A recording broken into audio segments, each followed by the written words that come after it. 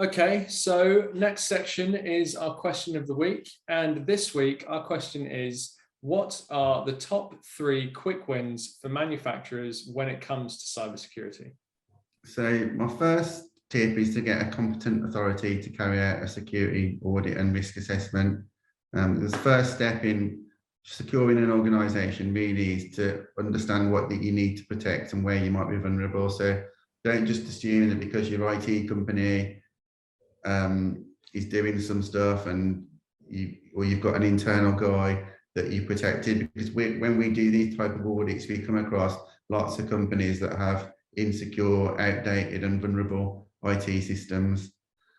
My second tip is that if you've got blue chip customers, that you can expect that they're going to enforce security standards on you through your supply chain, and one of the starting points for them is often Cyber Essentials. So if you don't have the Cyber Essentials accreditation in place already, that's something that you should really look at, because when say you work with BEA systems or another big, or on a government contract, a lot of those are stipulating now as a basic level of compliance that you have the Cyber Essentials framework in place. My third tip is manufacturers having machinery with computers that are connected to it. So a lot of machinery these days has a computer that's involved in the control of that piece of equipment, and that piece of equipment might be expected to last for maybe 20 years, but that software, that computer is never updated, and you wouldn't normally keep a computer that long.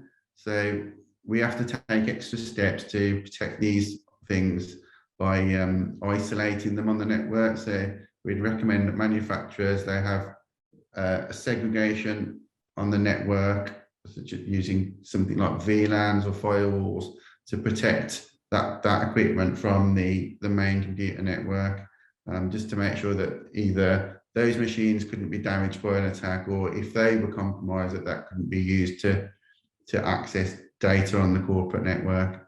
So those are my 3 quick wins: getting a security audit from a competent authority, getting the Cyber Essentials accreditation, and segregating your network for your industrial equipment. Excellent. Well, they are brilliant tips, really actionable. This has been really eye-opening, really interesting chatting with you, James. James Cash, owner of Superfast IT, thank you so much for joining me in the engine room today. Have a good one. Thank you, Matt.